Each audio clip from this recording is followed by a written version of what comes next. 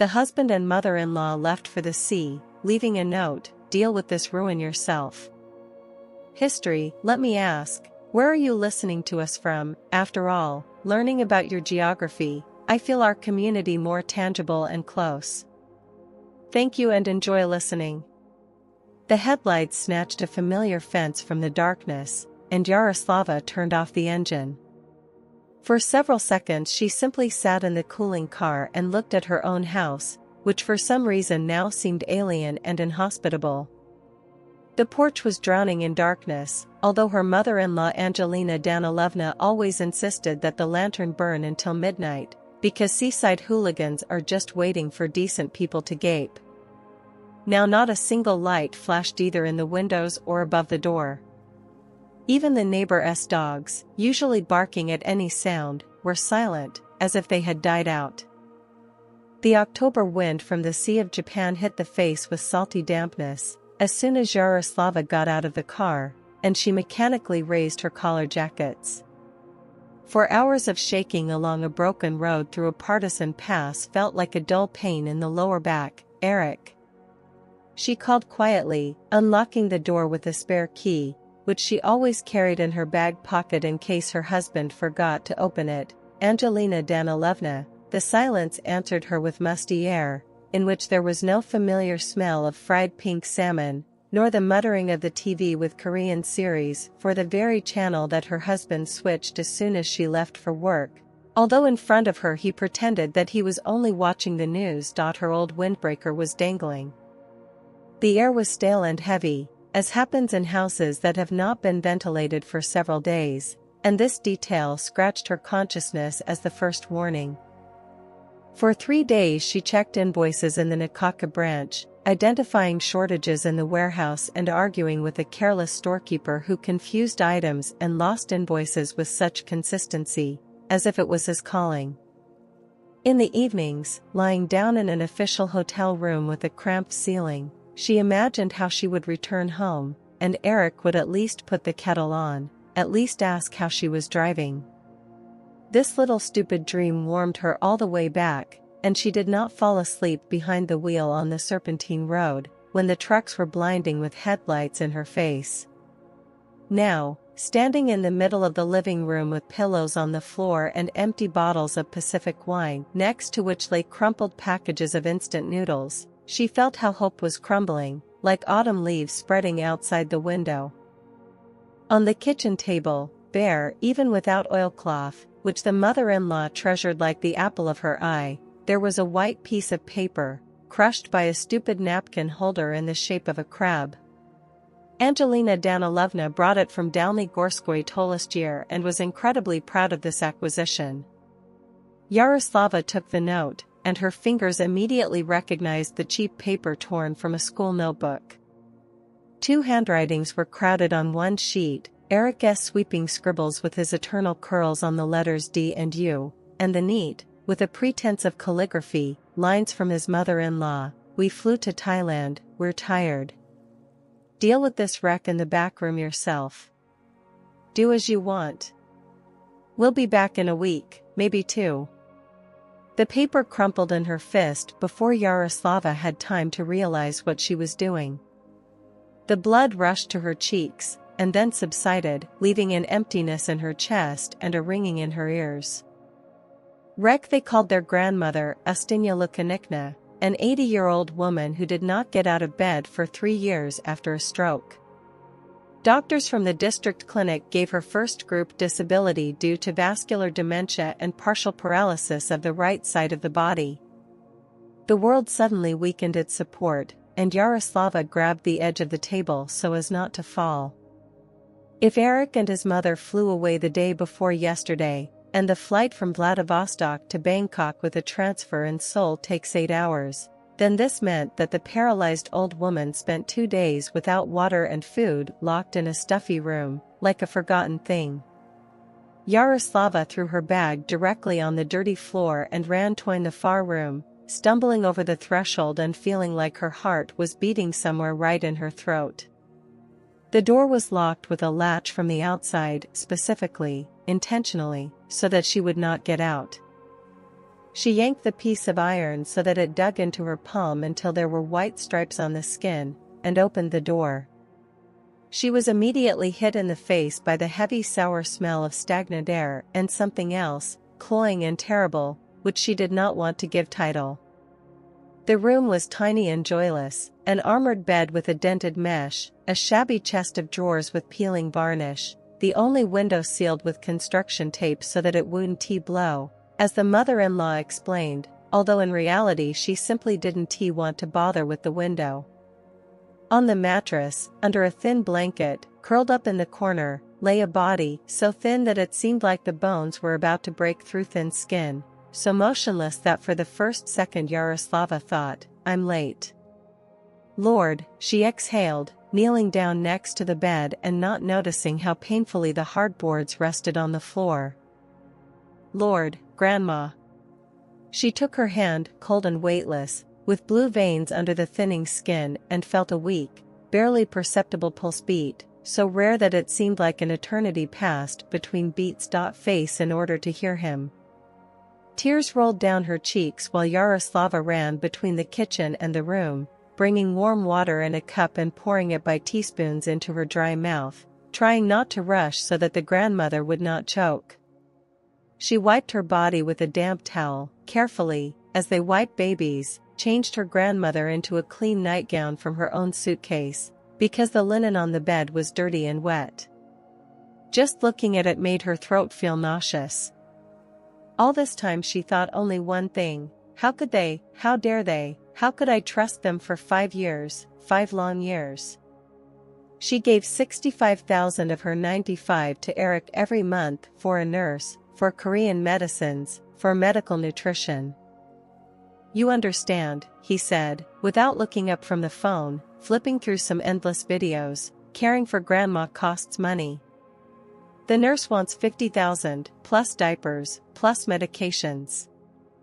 This is Primorai, everything is expensive here, well, mother." And she believed. Because she wanted to believe. Because it was easier. Because she loved him once. Or she thought that she loved.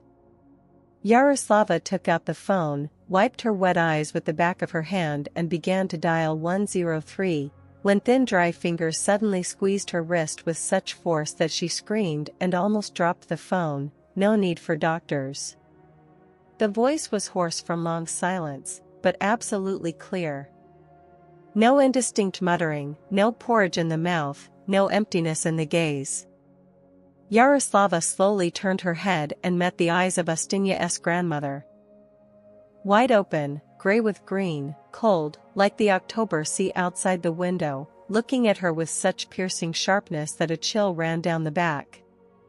"Grandmother," she whispered, Do you understand me?"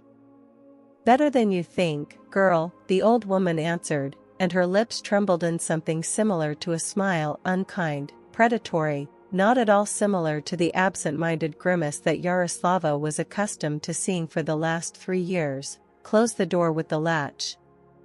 And close the curtains so that it is not visible from the street, but you need a doctor, you 2 days without water, you could die." I said, "Close the door." It was an order. Not a request, not a plea of a dying woman, but an order given in the voice of a man accustomed to commanding. Yaroslava obeyed before she had time to think. Something in this voice did not allow objections, something imperious and absolute. The latch clanged, the curtains rustled, hiding the window, and the room became completely dark. Only a strip of light from under the door drew a pale line on the dirty floor.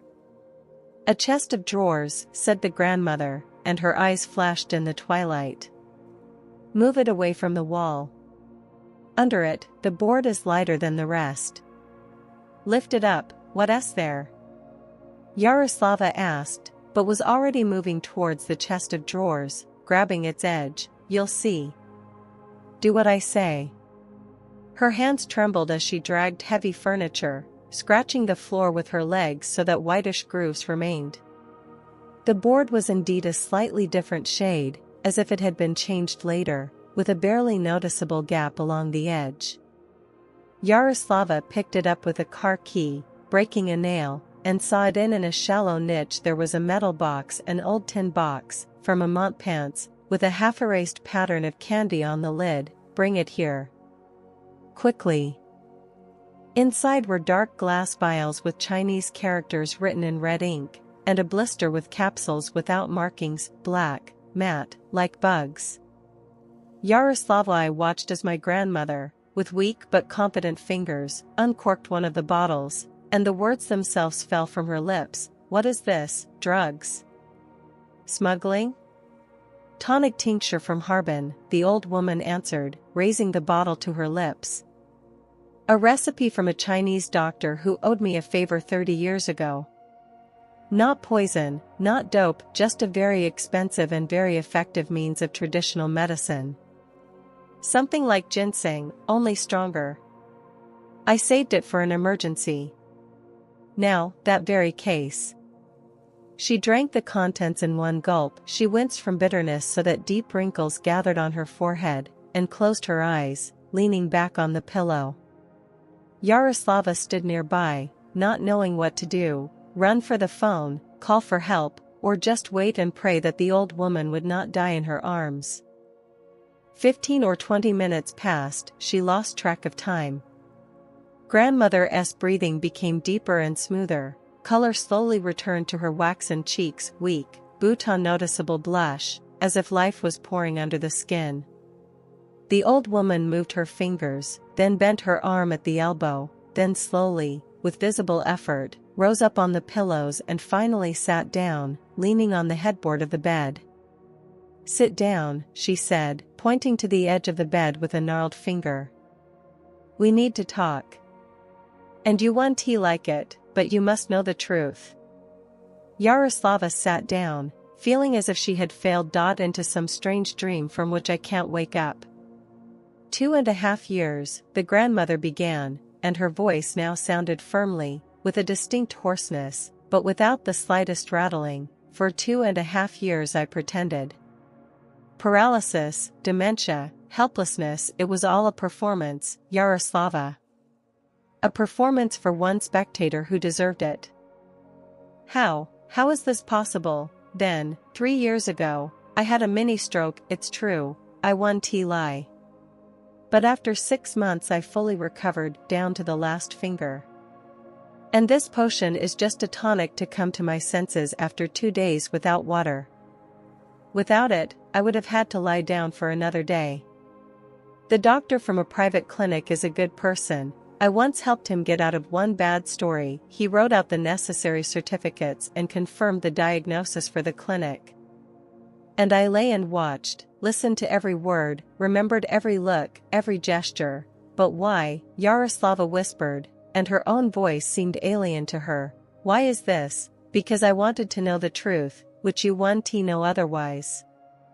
Who will take care of me when I become truly helpless? Who will wait for my death to lay their paw on the inheritance, on the apartment, on everything that I have saved all my life?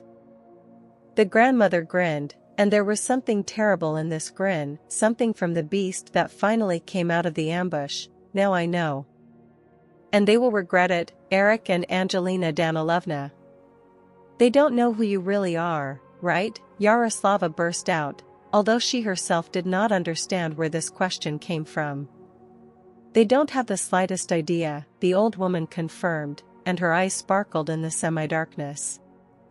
My dear grandson and his mother think that I am an out-of-mind old woman who is just waiting to die and free up their living space. They fed me scraps, sometimes sour porridge, which I would have disdained to eat a stray cat. When you were not at home, they might not come to see me for 2 days. I counted the hours by the light in the window. They added some kind of rubbish, sleeping pills, to the water, I think, so that I would sleep more and less, as they put it among themselves, whining and stinking. I heard Angelina say to Eric, soon. He will die soon. Be patient a little. Tears flowed down Yaroslava's cheeks again, hot, angry tears that stung her eyes and burned her face. I gave them money, she said, barely squeezing out the words. 65,000 every month for a nurse, for medicine, for food for you. I know. I know everything. I heard them laughing at you in the kitchen, thinking that I was sleeping. Our marmot brought the prize again. The grandmother mimicked the voice of her mother-in-law, so it looks like Yaroslav shuddered. Book plane tickets. There was no nurse, Yaroslava. No medicine, and most likely all this was a lie to milk you like a cow. She reached out and squeezed Yaroslava's palm tightly, but no longer painfully, but somehow humanly, with warmth that had not been in this room for 3 years. Don't blame yourself, girl. You couldn't know. They lied skillfully. I should have guessed. I had to check and monitor. You are the only person in this house who treated me like a human being, the old woman interrupted, and her voice softened a little. When you were at home, you always brought me food yourself, hot, fresh. Checked if I had eaten, if I needed anything. Talked to me, stroked my hand, although I thought that I didn't understand a word. I remember everything, every word you said, every care you took. It's only thanks to you that is still alive, Yaroslava. Only thanks to you I made it to this day. Their gazes met, a young woman with tear-stained eyes and a face swollen from tears, and an old woman, in whom there was nothing left of the helpless wreck from the far room. Yaroslava suddenly realized that this moment had become the point after which nothing would be the same. No matter what happens next, no matter what secrets this woman with a hard look keeps, they are now connected. Two women against those who considered them weak and unnecessary, against those who will soon return from their Thailand and do not even suspect what awaits them.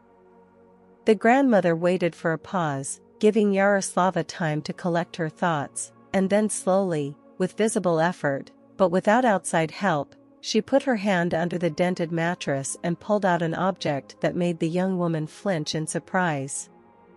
The tablet is not new, but quite modern, in a shabby leather case.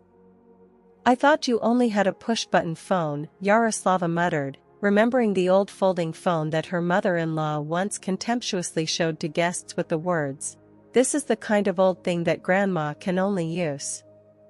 That phone is for them, the grandmother grinned, swiping her finger across the screen with the confidence of a person who has done this more than once or twice, and this is for me.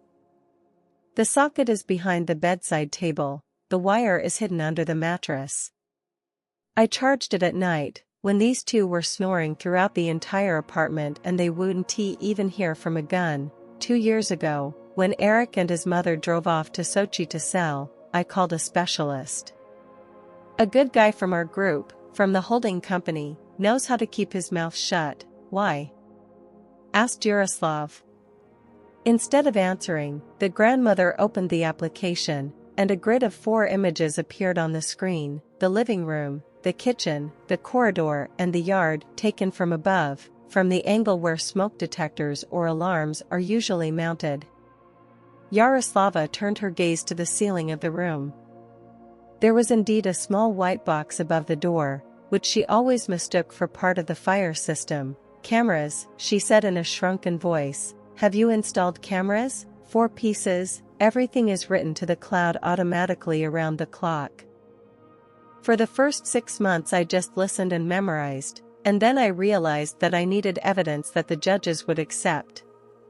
Parek doesn't even suspect that I know the password for the home Wi-Fi.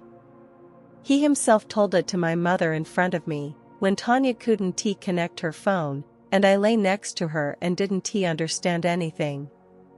Grandmother pointed her finger at the archive, and thumbnails of hundreds of video files flashed before Yaroslava's eyes, sorted by date. 2 years of records, girl.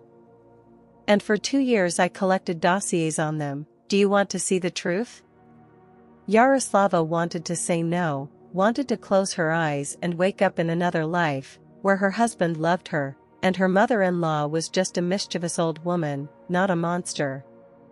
But instead she nodded, because she understood, there was nowhere to retreat, and the truth, no matter how terrible it was better than the lie in which she lived for 5 years.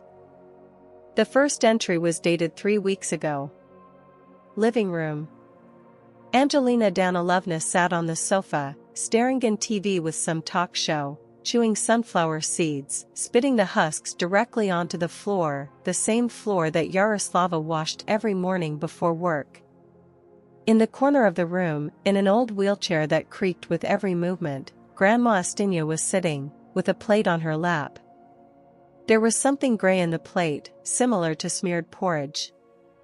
The mother-in-law stood up and walked up to the old woman. She grimaced with disgust, pushed the food towards her and suddenly screamed so loudly that the tablet's speaker wheezed, "Come on, eat, old nag, did I cook in vain?" Yaroslava watched as Angelina grabbed a spoon and roughly shoved food into her grandmother's mouth, as she choked and coughed, and her mother-in-law, in a rage, kicked the wheels of the chair so that it rolled away and hit the wall. Angelina's voice, shrill, full of hatred, hurt the ears. "Finally, die already, you damned burden. Because of you, we can't go on a normal vacation." "Lord," Yaroslava whispered, covering her mouth with her hand. "Lord, how can this happen?" "Look further," the grandmother ordered in an even tone. "These are just flowers." The second entry. The day before Yaroslava's business trip to Nikotka. Camera in the corridor. Eric enters the house, but not alone. He is followed by a young woman in a tight fuchsia dress and heels. Yaroslava recognized her instantly, and everything broke down inside. Ilona Kunitsina, whom Eric imagined as his mother's daughter. Friend from Artyom, who allegedly came to help with documents for the clinic. They walked past the camera without looking around, and disappeared behind the door of the bedroom, the very room where Yaroslava slept with her husband, where there was their bed with a new mattress, which she bought last year with her bonus. "Don't," she asked, feeling nausea rising in her throat. "I understand." "Don't." "It is necessary," the grandmother snapped.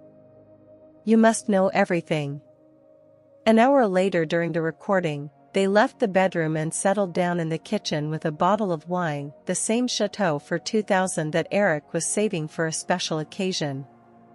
The camera microphone worked perfectly, and every word was etched into Yaroslava's consciousness. Ilona asked in a languid voice, sipping the wine, "Well, when will you divorce this gray mouse?" And Eric, her husband, the man to whom she gave 5 years of her life and almost her entire salary, answered calmly, even lazily, "Be patient a little, Bunny. First, the old hag must die. Then I will receive an inheritance, a house, a share in the business, and I will put up this trouble-free milking cow. By God, it will even be a pity to lose such an income." Yaroslava's legs gave way, and she sat straight on the floor, not noticing how painfully her tailbone hit the boards. For 5 years she worked her butt off, denied herself everything, even new tights, everything, without glorifying her family. She gave everything to this man. And for him she was just a milking cow. "There is another recording," said the grandmother, and her voice now sounded almost soft, almost sympathetic. "The most important thing. 2 weeks ago. On the screen, the kitchen.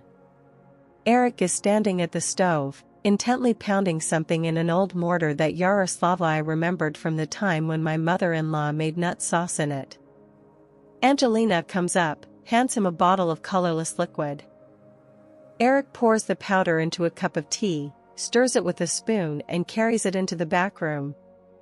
His voice affectionate, caring, which now made me want to puke. "Here, Grandma, have some tea, warm, just the way you like it." "They poisoned," Yaroslava breathed, and her own voice seemed alien, dead to her. "They really poisoned. I poured everything into a pot with a flower when they turned away. The flower, as you can see, died." Grandma turned off the tablet and looked at Yaroslava with that same hard look that made you want to stand at attention. "You've seen enough. Are you ready to act?" The tears dried up by themselves, as if they had been burned out from the inside. Yaroslava rose from the floor, straightened her shoulders and looked her grandmother straight in the eyes. Ready? What should I do? The grandmother nodded, took out another item from under the pillow, a smartphone, modern, expensive, not at all like a push-button flip phone, and dialed the number. The conversation was short. Savely Platonovich, this is Ustinya Lukanikna. Yes, it's time. I'm waiting for you at 9 with documents and a team. She passed out and for the first time all night allowed herself a weak but real smile. And now, to sleep. Tomorrow a new life begins. Exactly at 9 in the morning a black SUV with tinted windows stopped at the gate. And Yaroslava, who had hardly slept that night, watched from the window as a man of about 55 got out of the car. Behind him are two strong young men in black turtlenecks, silent and attentive. Is Ustinya Lukanikna Smernitskaya at home? The man asked when Yaroslava opened the door and bowed politely. Savely Platonovich Malovzarov, her personal lawyer. Yaroslava knew her grandmother only under her husband's last name, Tumanov, and this new last name scratched her ear, like the key to a riddle that she had not yet solved. When the lawyer entered the back room, where the grandmother was already sitting in a chair, combed, in a clean robe, with a straight back and that same hard gaze, he bowed in a bow that looked not just polite, but respectful, as before a person to whom he owes everything. Glad to see you in good health, Ustinya Lukanikna. Sit down, Savely. And you, Yaroslava, sit down. It's time for you to find out what family you got involved with. For the next hour, Yaroslava listened and felt how the world around her was collapsing and us being reassembled in a completely different configuration. Pacific Coast, she heard this name dozens of times, because Eric worked there as a purchasing manager and liked to brag about his position. The largest fishing industry holding company Primorai, 2015 ships, a crab fishing fleet, fish processing plants in Nikotka, quotas for catching crab worth billions. She always thought that Eric got a job there through an acquaintance through some distant relatives. It turned out that the acquaintance was the most direct. The holding was founded and was still controlled by his own grandmother. This house, said Malovzarov, laying out documents on a lopsided bedside table, is registered as an LLC owned by the holding. Neither Eric nor Angelina Danilovna have any legal rights to it. The property certificates that your husband probably showed you are fake, Filka S. letter. The company car he uses is the property of the company. The power of attorney was revoked this morning. Corporate cards are blocked, that is, they are now in Thailand. Yaroslava began. Without money, without a car and soon without a job, the grandmother finished with gloomy satisfaction. At this very time, Yaroslava learned about this later, from the camera recordings in Eric's phone, which were restored by the Holding specialists. Her husband was lying on a sun lounger by the pool of a hotel in Pattaya, sipping a cocktail and leafing through the catalog of Thai massage parlors. Angelina Danilovna had already posted a photo with the hashtag on Odnoklasniki life is good. And Alona was splashing in the pool, making eyes at Eric over a glass of margarita. They didn't know that their cards were turning into plastic trash one after another. They didn't know that the old woman they were poisoning was now sitting with a straight back and giving orders. They didn't know what awaited them. The next 5 days the house was transformed so quickly that Yaroslava barely had time to follow what was happening. By lunchtime of the first day, a minibus arrived, and a team of workers, polite, silent, fast, began to take out Eric and Angelina's things: smelly sneakers, a greasy robe, a collection of counterfeit bags from the market. Everything disappeared into cardboard boxes, as if it had never existed. Loaded into the car, and felt a gloomy satisfaction, which made me a little ashamed. Then the painters, electricians, and plumbers arrived. The walls were repainted in light colors, the plumbing was changed, new furniture was brought in, not screamingly expensive, but of good quality, made of real wood, smelling of varnish and cleanliness. Grandmother's room was completely redone. Now it was a bright bedroom with a large window, an orthopedic bed and air conditioning, and instead of a window sealed with tape, there are normal double-glazed windows. "Don't stand idle," said the grandmother on the second day, when Yaroslava was toiling in the middle of the renovation mess, not knowing what to do with herself. "Here, study." And she handed her a folder with the Holding S documents. For an accountant auditor, this was a familiar job. Yaroslava plunged into the numbers with the relief of a person who had finally found solid ground under her feet. What she saw amazed the imagination: annual turnover 9 billion rubles, net profit almost 800 million. Grandmother Ustinya was not just rich. She was one of the richest women in Primorai. On the sixth day, grandmother called her into her new room, bright, smelling of fresh paint and the sea wind from the open window. There were documents on the table. Milovzarov was sitting next to her with a pen at the ready. "The first is an application for divorce," said the lawyer. "The second is a preliminary agreement on the transfer of a 35 share in the authorized capital of the holding.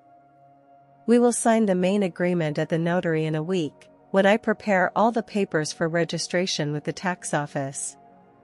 In the meantime, a power of attorney to manage operating activities. It can be issued today." Yaroslava looked at her grandmother, not believing her ears. "I'm just an accountant. I have no experience." "You understand numbers better than most," interrupted the grandmother. "And you will learn to understand people. The main thing is that you have a conscience. This, girl, cannot be bought for any money." Yaroslava took the pen. The word divorce, which she was afraid of for 5 years, which her mother always uttered in a whisper, like a curse, now sounded different. It sounded like freedom. She signed the divorce application, then the power of attorney, and felt something changing inside, not only on paper, but also in herself. She is no longer Eric's wife. She is Yaroslava Sviatoslavovna Tumanova, the future co-owner of a fishing holding, a woman who knows her worth. Grandmother smiled.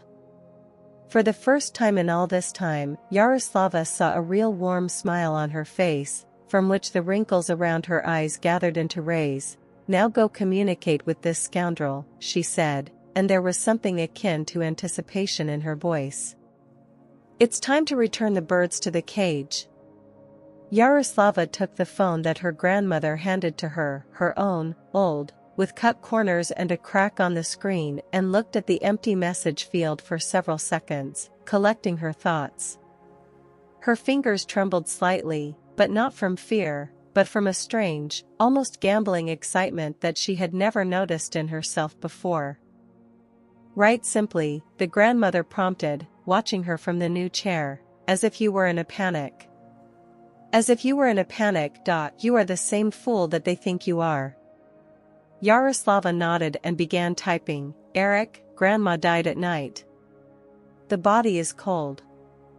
I called an ambulance, but they said that we need to wait for the police for the record. Please come quickly. I'm afraid to be alone with her." I reread it, winced at my own words, too similar to the truth, to the Yaroslava she was a week ago, and pressed send. The answer came an hour later, when she had almost forgotten about the phone, immersed in another folder with financial reports of the holding. The screen blinked, and Yaroslava read aloud, not believing her own eyes. "Well, finally. Don't even think about calling any of your neighbors. Tell the cops that your relatives are on a business trip. The corpse isn't going anywhere. We'll arrive the day after tomorrow on the first flight." Unheard of condolences, the grandmother noted, and there was neither surprise nor resentment in her voice, only the cold satisfaction of a person whose worst suspicions were confirmed. "My own grandmother died, and he, finally. Remember this, girl. Remember who you loved. But the day after tomorrow didn't happen." 3 hours later, Yaroslava's phone exploded with incoming calls. Eric called again and again, hung up, called back, and she didn't pick up, just watched the screen flashing his name, with some detached curiosity of a researcher studying a rare insect. Then messages started pouring in, one more insignificant than the other. The cards are blocked. This is some kind of bank error. Can you transfer me money for a ticket? The hotel demands payment. We are being evicted. Yaroslava, answer urgently. She showed the correspondence to her grandmother. She just nodded, sipping tea from a new porcelain cup. Let him swim a little. It's good that in the warm sea, and not in our Japanese one. There he would have already died. Milovzarov, who stopped by in the evening with another portion of documents, explained the situation in more detail. Eric's corporate cards are blocked. The salary account issued through the holding company was closed due to dismissal. Cash accounts, therefore, were seized due to a statement of theft. Standard procedure when initiating a case under Article 159. For 3 years, he attributed in the reports the purchase of fuel for ships and drugs, which no one had ever bought, and transferred the difference to his accounts through shell companies. The amount ran up. Decent, more than 4 million rubles. Enough to initiate a criminal case under the article of fraud on an especially large scale. How long will they have to hang around there? Yaroslava asked and was surprised at how evenly her voice sounded. 3 or 4 days until they find someone to borrow money from for tickets. Tourists sometimes help out from their compatriots, although every year less and less. We've seen enough of scammers. And so it happened. For 4 days Eric, Angelina, and Alona rushed around Pattaya, begging for money from random acquaintances and listening to refusals, until, finally, some compassionate couple from Khabarovsk did not lend them tickets with a transfer through Seoul, the cheapest and most inconvenient route that could be found. The flight arrived at 22:40, and by this time everything in the house was ready. Yaroslava turned off the light on the porch and in the living room, let them think that the house was in mourning, and sat in the shade by the window. From where the entrance was visible, Grandma Ustinya sat in the center of the room in a new leather chair, dressed in a formal suit that Milovzarov brought from the city along with a hairdresser who styled her gray hair into a neat hairstyle. A ring with a large sapphire glittered on her finger, a family jewel that she kept separately from everything else and never showed to her grandson. "Are you nervous?" asked the grandmother, without turning her head. "A little," admitted Yaroslava, "although, probably not as it should be, that's right. You have to be nervous when you don't know how it will end. And we know." Milovzarov sat in the corner with a folder of documents on his knees, calm as a statue. In the corridor, invisible from the hallway, 2 young men from his escort group were waiting. Yaroslava chose not to ask who they work on ordinary days. Behind the backstage door was the district captain Dementiev, middle-aged, tired, with the look of a man who has seen everything and has long ceased to be surprised by human meanness. Cars, doors slammed, and Yaroslava heard voices, tired, irritated, angry. Eric was reprimanding something to his mother. Angelina Danilovna was angry at Alona. The key jingled in the lock. They didn't even notice that the lock was new, and the old key fit only because it was specially left compatible. The door opened, letting in the October cold and smell cheap alcohol. Apparently, they were stressed out on the plane. Eric stepped into the darkness of the hallway, fumbling along the wall in search of the switch, and his voice, so familiar, so hateful now, echoed through the house. "Yaroslava, why the hell is it dark? Where is this fool?" The switch clicked. The new crystal chandelier, the same one that Angelina Danilovna once admired in the store, sighing, "We will never buy one like this," flooded the living room with warm light. Yaroslava saw how the faces of those who entered were stretched out, turning into masks of amazement and horror. Angelina was the first to react. She dropped her bag, grabbed her chest and screamed so piercingly that there was a ringing in my ears. Ghost, Lord, Ghost," and she sank straight to the floor in the doorway, not allowing the door to close.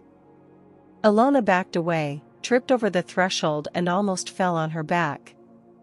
Eric just stood there, with a slack jaw and bulging eyes, looking from his grandmother to Yaroslava, from Yaroslava to unfamiliar furniture, to the empty walls where his posters used to hang, to the clean floor where his sneakers used to lie, and couldn't squeeze out not a word. Grandmother slowly raised the cup of tea, and the fine porcelain clinked in absolute silence. She took a sip, put the cup on the saucer and said in a voice from which the temperature in the room seemed to drop several degrees, "If I really died, Eric, I would have returned from the other world specifically to drag you down with me. But, as you can see, I didn't have to." Eric finally found the power of speech and immediately went on the offensive, because this was the only tactic he knew.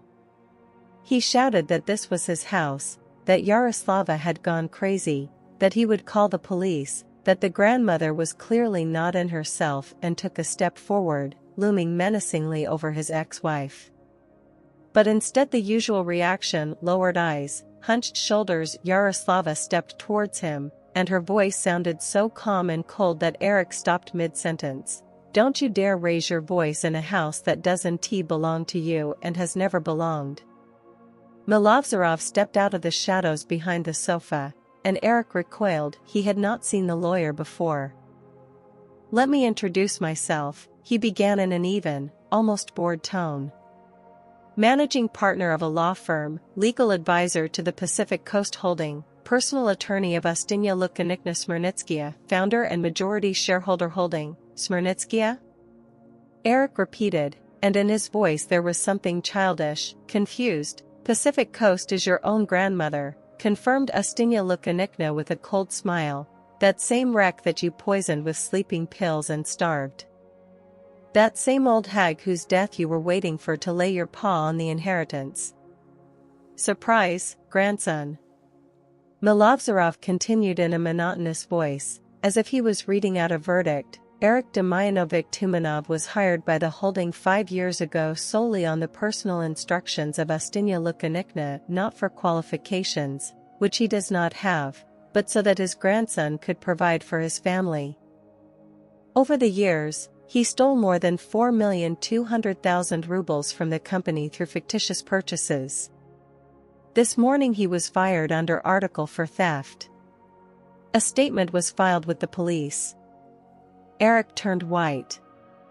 All he was proud of was a good position, connections in the company, growth prospects. It turned out to be a handout from his grandmother, whom he poisoned. He was not a valuable employee, but a parasite who was tolerated out of pity. "It's all her," he suddenly yelled, pointing his finger at Yaroslava. "What, did you bark your finger? She gave me some advice. She said that if the old woman dies, we will live beautifully." "This is the first time I've heard of it," said Yaroslava. "When you yourself bragged to me about how you put rubbish in your grandmother's tea, I thought you were joking. You're crazy." "He's lying. He's lying," Angelina Danilovna cried from the floor.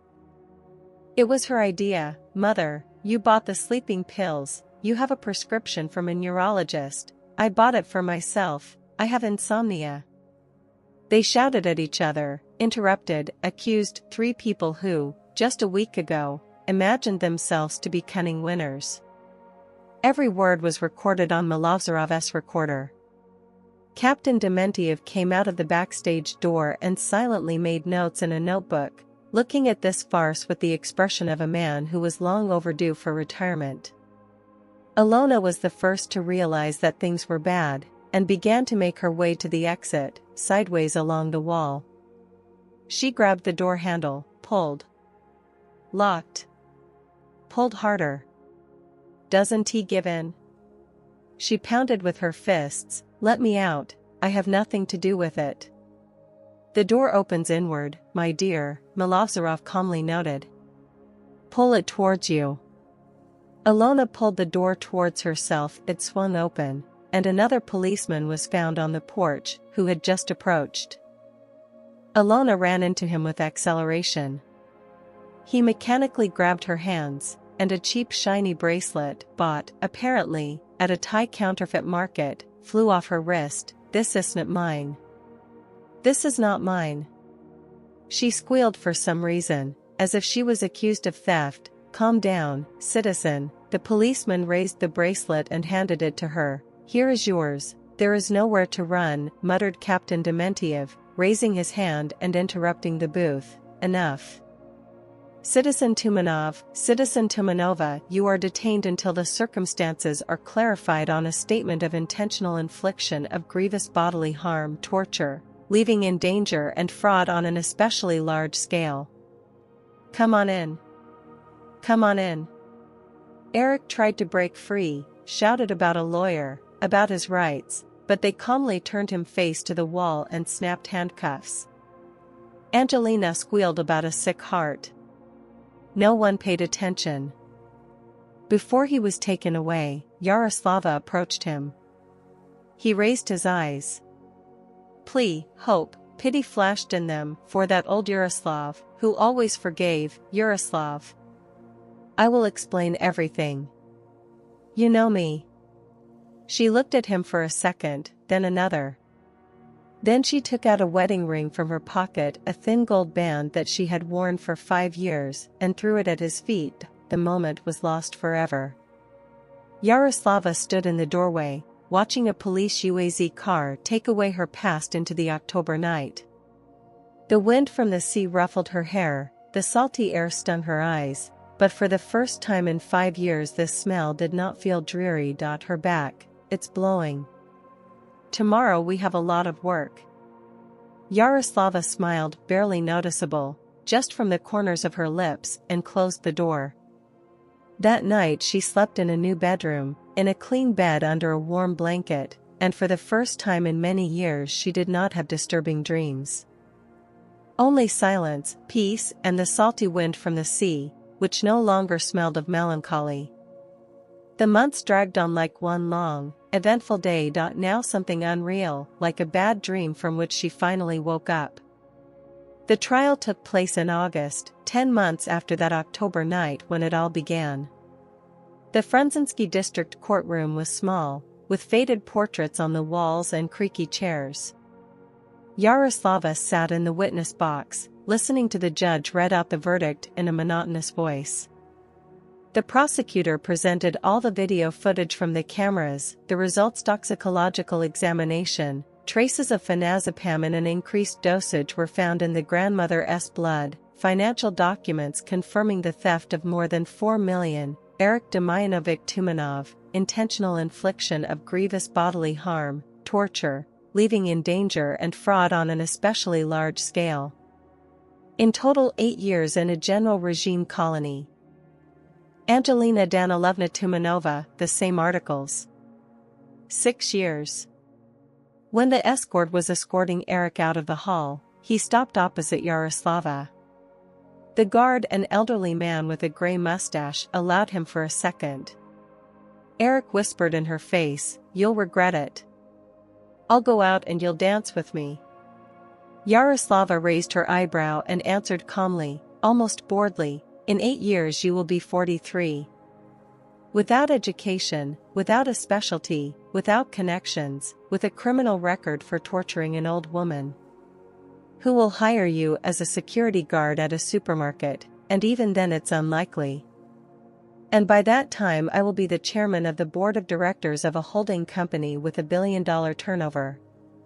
Please tell me how exactly you are going to make me dance." Eric opened his mouth, closed it, opened it again, and couldn't squeeze out anything. The guard couldn't stand it. He chuckled, then coughed, masking his laughter, and pushed Eric towards the exit. "Let's go, eloquent." A year has passed since the trial. The September evening goldened the waters of the Amur Bay, when Yaroslava was sitting on the balcony of her new apartment on Egerscheld overlooking the ocean, with a spacious kitchen, where she still loved to cook herself, and with a cozy room for her grandmother, who was now closer to her than any relatives. The old house in Sedanka was sold. Too many difficult memories permeated its walls, and bought this apartment, bright, spacious, smelling of the sea and fresh paint. Her office on the 10th floor of the business center looked out over the Golden Horn Bay, and every morning, coming to work, Yaroslava Svitoslavovna Tumanova, financial director of the Pacific Coast Holding, looked at the ships in the port and could not believe that this was her life. 9 billion annual turnover, hundreds of employees, a fleet of 12 ships. And she coped, because numbers were her element, and her conscience was her compass. Grandmother Ustinya officially retired, but once a week she came to the office to check how things were going, to drink tea with employees who had worked in the company for 30 years and remembered her when she was still young. Her health was restored almost completely. Regular nutrition, good care, and the absence of stress work wonders on the human body, you know, the grandmother said quietly, looking at the sunset and holding a cup with jasmine tea in wrinkled, but still strong fingers. I had children, there were grandchildren. Everyone rotten, greedy, shameless, waited for my death as a holiday. And you, a strange girl whom Eric brought into the house as a maid, you turned out to be the only person with a heart. Yaroslava was silent, watching the sun slowly sink into the water, coloring the sky in shades of copper and rose gold. Tears stung my eyes, but they were good tears, those that don't need to be ashamed. You are my real inheritance, the grandmother continued, squeezing her hand. Not crab quotas, not the fleet, not the billions in the accounts. You.